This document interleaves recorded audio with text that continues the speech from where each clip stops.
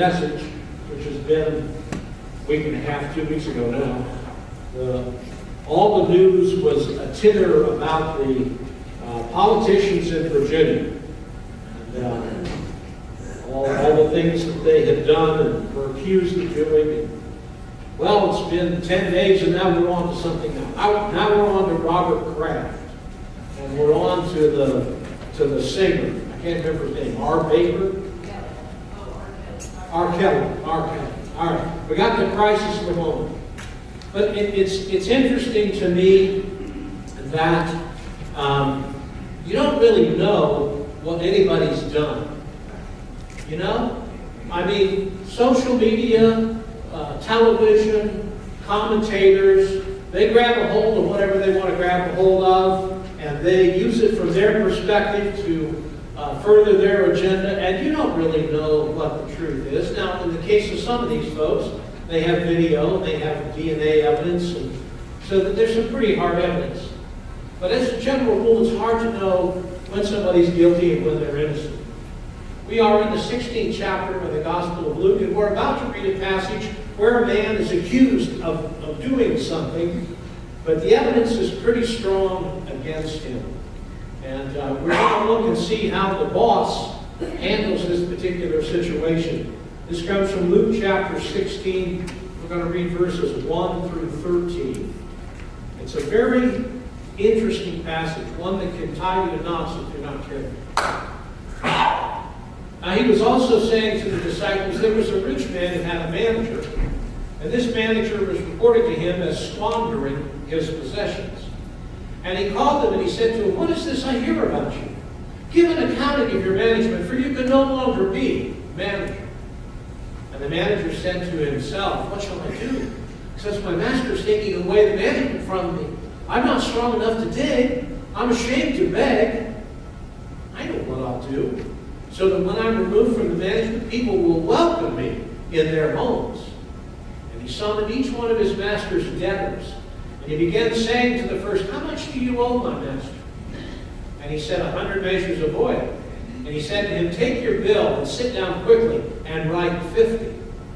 And he said to another, how much do you owe? And he said, 100 measures of wheat. And he said to him, take your bill and write 80. And his master praised the unrighteous manager because he had acted shrewdly. For the sons of this age are more shrewd in relationship to their own kind than the sons of light. That is a powerful statement. And I say to you, make friends for yourself by means of the wealth of unrighteousness, so that when it fails, they'll receive you into the eternal dwellings. And he who is faithful in a very little thing is faithful also in much. And he who is unrighteous in a very little thing, it is unrighteous also in much. Therefore, if you have not been faithful in the use of unrighteous wealth, who will entrust to you the true riches to you?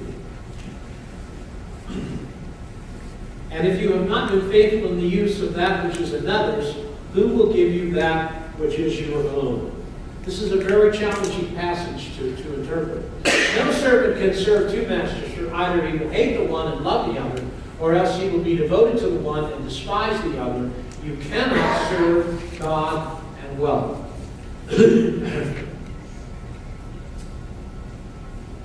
This raises two very troubling questions. Number one, why would the master of the estate commend a dishonest manager? And number two, what's the universal lesson? What's the point for you and me? And if it's in the Bible, there's a point for you and me. So we got to try to figure out what that is. We're going to unpack it and try to answer those two questions today. Now, in the society of the first century Mediterranean world, there were extremely rich people. There were ugly, rich people, really rich people.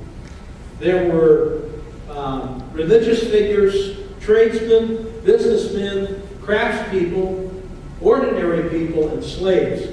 The economic scale drops off dramatically when you get to ordinary people and slaves. Now, the men that were extremely rich and really rich, didn't want to be bothered counting gallons of olive oil and harvesting bushels of wheat. They didn't want to mess around with the day-to-day stuff. They wanted to enjoy their wealth. They wanted to travel. They wanted to see things and do things. They didn't want to be messing with the mundane of their estates. And so they hired people called stewards or managers.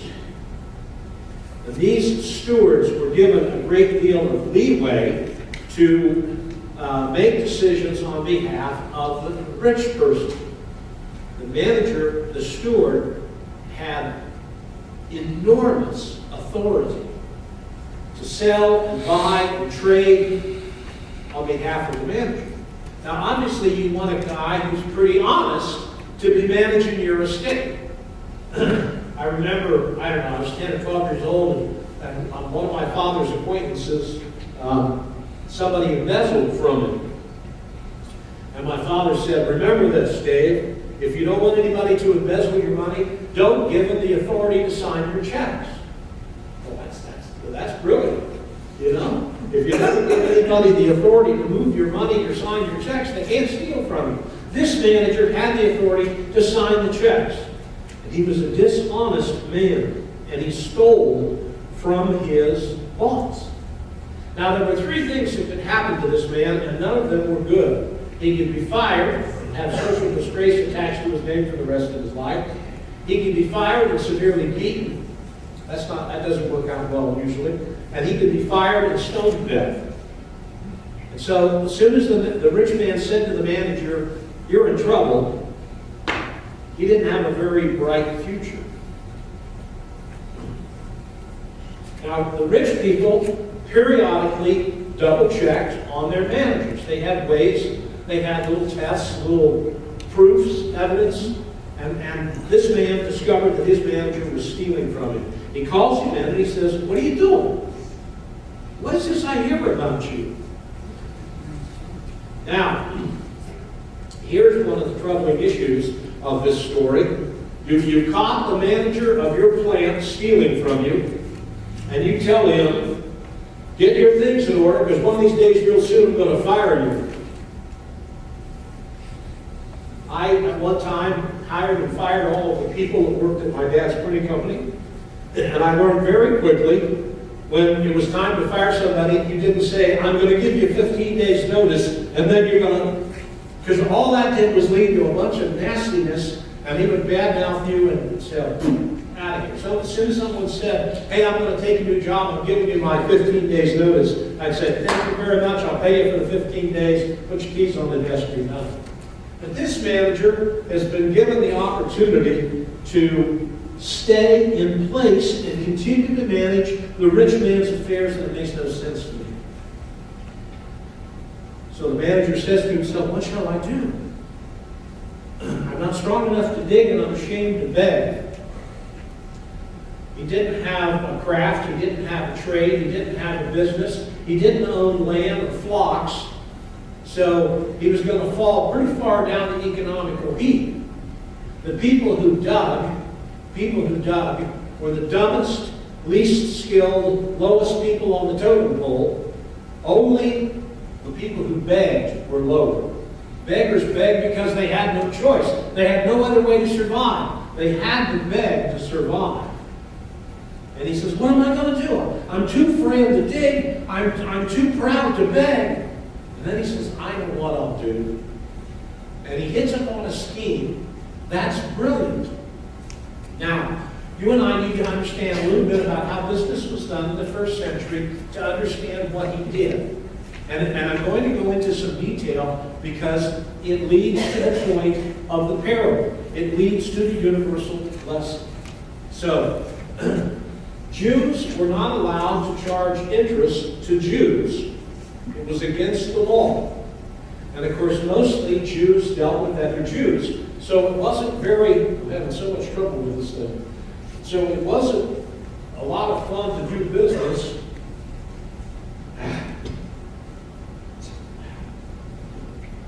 Well, let's try this again. If you wanted to do business, you wanted to make money, you wanted to make a profit. And so to make a profit, but you couldn't charge interest. So how would you make a profit when you're dealing with other Jews? Well, they came up with a very clever way. When they started down the path, they started by saying, okay, I'm going to sell you 50 barrels of wine, and I know that the going rate's $100 a barrel, but I'm going to charge you 120. And everybody agreed to that going in. We're going to charge 120, even though the market value is 100. And that way, I'm going to make my profit and my interest. Well, that worked for a while, and then people, the Pharisees and the guardians of the truth, began to realize what was going on, and they stopped that. So then they came up with another thing, right?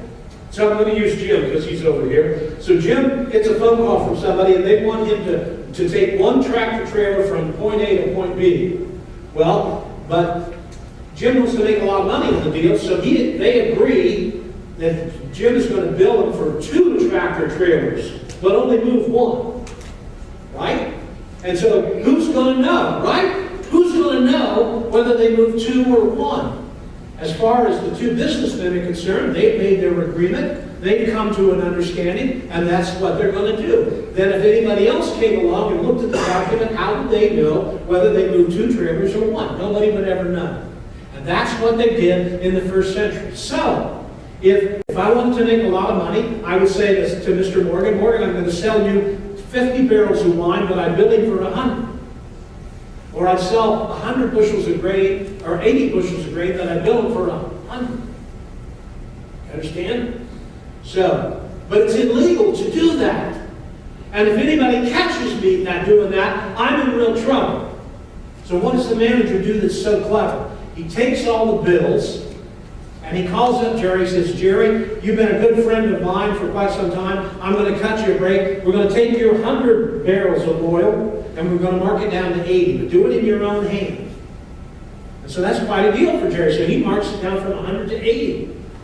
And you can do that with just a couple of pen strokes. It wasn't difficult. And so he does this with debtor after debtor after debtor. And why does he do that? Why? What is his goal? He's trying to secure his future using present resources. This is a key. He's trying to secure his future using present resources. And what is he doing specifically to secure his future? Well, if I just saved Jerry 20 barrels of oil, and I come to Jerry in a month and I say, hey, I need a place to stay for a few nights, how can Jerry say no? I saved him a ton of money, right? And if I work that out so that I do that with 15 or 20 or 30 people, I'm set for 2 or 3 years. In fact, Jerry might think I'm so clever, he might give me a job to replace being the manager of his estate. And that's what this guy did. So the rich man catches him at it, and when he realizes what the manager has done, he goes, what can he do? He can't go to the authorities and say, hey, look, he cheated me, because the rich man was cheating people. He was scamming the system to start. So if he draws attention to the scam that he's working, he will be in trouble, not the manager.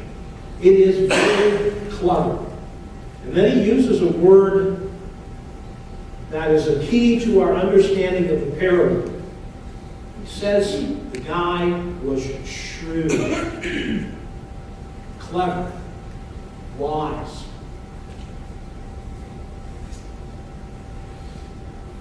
Give me a definition of shrewd. Do you have a synonym or a definition of shrewd other than what I've already given you? I guess I should have set it up the other way first. Sly. Huh? Sly. S-L-Y, sly. Sly. Yeah. This man tries to set up his future by using his present circumstances to assure his future. All right? Now, how many people, the opposite, what's the opposite of shrewd? Look at the front cover of your bulletin for an answer. What's the opposite of shrewd? A fool. All right? Show of hands, how many people would like to have on their tombstone, here lies Sandy Ellis, a total fool? Huh?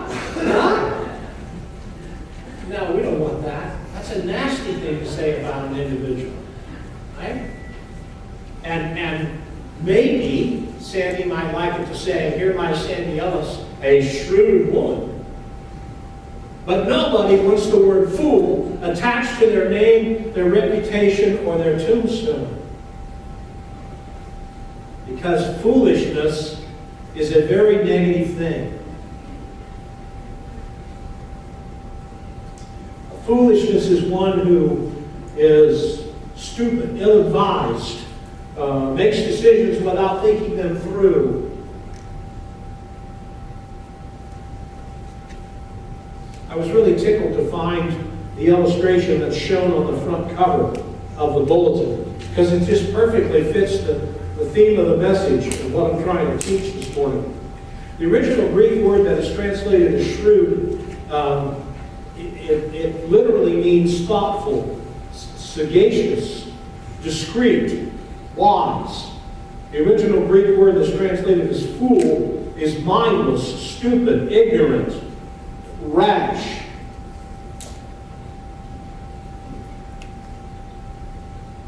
The fired steward was shrewd. Okay, so the two questions we started out with were, this is a difficult parable to understand. Why did the rich man praise the manager? Because the manager prepared for his future using present resources, and he tied the rich man's hands in his inability to do anything about it. The manager stole from the rich man and got away with it, and all the rich man could do was go, well, that's really clever. The second question is, what's the universal lesson from this parable? And here it is. Plan for the future using present circumstances and resources. This is the universal lesson. This is why Jesus told the parable. I need you to listen up. Plan for the future using your present circumstances and resources. What does that mean? I'm not talking about your future here. The parable is not designed to teach you a universal lesson about here. It's talking about using the present circumstances and the present resources here to secure your future there. But what does that mean, Pastor? What does that really mean to us? Well, what resources do you have now that could help you secure the future? Number one, you're still alive, so you've got time. Number two, you have information available to you. You have resources of information. There have been billions of people who come and gone before you came along, and they have written down their experiences in life and their experiences in death and their experiences with God. And they have an opinion. The vast majority of people have left behind an opinion regarding what happens at death. If you've ever come to a funeral that I've done in the 2.5 years I've been here, you've heard me say this. I'm absolutely astounded at the amount of time that someone spends to research a new smartphone, a new car, a new gun, a new truck, and how little time we spend researching what happens at the end of life. Instead, we go blindly through life believing, oh, it'll work out. It'll work out. It'll be okay. It's all good. Does that make any sense? The single most important decision of your entire life, whether you're going to spend eternity in hell or heaven, you leave to, oh, well, it'll work out. You don't spend any time, you don't make any effort to research and find out the facts about what happens at the end of life.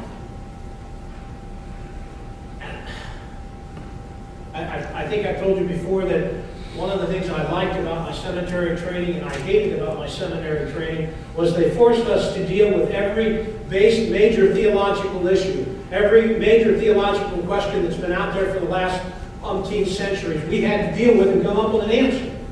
And one of those is what happens at the end of life. How much time and effort have each of you spent on the issue of what happens at the end of life? You know, the culture teaches us a bunch of gobbledygook about it, and everybody's got an opinion. But Jesus says we need to use present circumstances and present resources to determine our future. And he's talking about where we are going to spend eternity. Invest in the future. We have time, we have the internet, we have money, we have free will. What happens at the end of life? Now, Jesus is actually referring to a very specific resource, and we're going to talk about this in the next 2 or 3 weeks, because that's what Jesus talks about. He's actually talking about money. And he makes the point, and he'll make it again and again over the next 2 weeks. If you want to know what your future holds, look at what you do with your money. I'm not going to go into that in great detail today. But future is determined by how we use our present resources and our present circumstances. If we use our present possessions as if they belong to us and not the Lord, we are acting exactly like the dishonest steward in the story. You know, we don't own anything. I know that there are pieces of paper in your safety deposit box that seem like they indicate you own land or a car or bonds or stocks, but actually you don't. Everything you have is on loan. How do I know that? Because as they say, there's never a U-Haul following the hearse. We are stewards. And we need to keep in mind the fact that we are stewards and we have present circumstances and present resources that belong to somebody else that we are supposed to use to secure our future. I'd like to give you a bumper sticker version of the sermon. I've been told over the years that sometimes that's the only thing people remember. So here's the bumper sticker version of this morning's sermon. You can serve God with money, but you can't serve God and money. You can serve God with money, but you can't serve God and money. As one commentator wrote about this thing that Jesus said about not serving God and mammon, quote, "There are 2 ways to live one's life, loving money or loving God. You cannot do both, because love of money is love of self, and love of God is love of others." Which is why how you use your money today indicates where you're going in the future. All right, I have a fable I want to share. I told you as we began this morning, I'm not in the best of health, and my mind is wandering, and I'm getting tired. So I'm going to tell you a fable and bring this to an end. I'll give you back the 10 minutes that Larry took last week. How's that? This is not true. This is a fable. Okay? So don't go out of here and say, "Oh, David's telling this is a true story." It's not. The story is told of a man who tumbled overboard off of a big cruise ship, and he washed up on a lonely, unknown South Pacific island. In a matter of hours, he found, much to his surprise, he was not alone on the island. There was a large tribe of people shared his island, and they found his appearance and his demeanor so different from their own, they decided he was a god who fell from heaven. And to his pleasure and amazement, they treated him exactly like a god. They placed him on a throne. They fed him the best of everything. They offered him the chief's daughter in marriage, and they catered to his every whim. He was absolutely delighted, but perplexed at the same time. And as he began to understand the language, he came to realize they were going to test his godhood. If he failed to perform the acts of a god, they intended to take him and put him on a remote, uninhabited island and abandon him. He fell in love with the chief's daughter. He decided that he really wanted to spend the rest of his life there. And so with his wife's help, he formulated a shrewd plan. He planned for his future using present circumstances and resources. Since the people did whatever he told them to do, he sent several people to the other island to clear it and till it and prepare it to raise food. Then he sent a second team there to build him and his wife a wonderful house. Then as the year was winding down to a close, he selected several tribe members to go there and to build places for themselves, and to await his arrival. And then when the year of trial godhood passed, and he did no extraordinary acts, and he was taken to the remote island, he had everything he needed for the future. He planned for the future using present circumstances and present resources. And as a consequence, his future was bright. You and I are not headed for a deserted island, I promise you. We are headed somewhere. When this life ends, you go somewhere. As I've told you before, I've seen enough to know that that's what happens. And so Jesus says we need to use our present circumstances and our present resources to prepare for the future. And the one who prepares for the future using present resources and present circumstances is shrewd. And the one who doesn't is foolish. So which are you? The Word of God for the people of God. Amen. Holy Father, thank you for these words. And may those thoughts penetrate our hearts. May we understand the difference between shrewd and foolish. Because those who are shrewd are preparing for a future with you. And they're doing so by believing in you, by communicating with you, by giving their lives back to you, by repenting and confessing and inviting your Son to take possession of their souls. And those who are foolish are living life chasing money and chasing possessions and chasing power and chasing comfort and chasing carnal pleasures without giving any thought to what happens at the end of life. And they will be declared fools when the end comes. And they realize that what they thought was going to happen isn't going to happen. But in fact, there really is a hell, there really is a judgment, and there is an eternity of pain and suffering with no hope. My prayer this day, Father, is that those in this room would spend the time necessary to become absolutely convinced of what happens at the end of life, so that they are acting shrewdly with the remainder of their lives and are not fools. Holy Spirit, preach the sermon that I cannot preach. These things I ask in the name of Jesus Christ.